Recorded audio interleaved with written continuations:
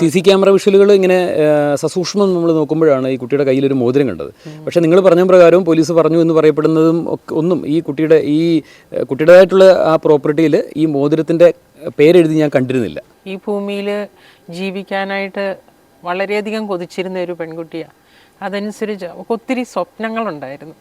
ആ സ്വപ്നങ്ങളെല്ലാം തല്ലിക്കെടുത്തിക്കൊണ്ടാണ് ഇവിടെ ജീവിക്കാൻ അനുവദിക്കാതെ ആരൊക്കെയോ ചേർന്ന് അവളെ ഇവിടെ നിന്ന് പറഞ്ഞു വിട്ടത്.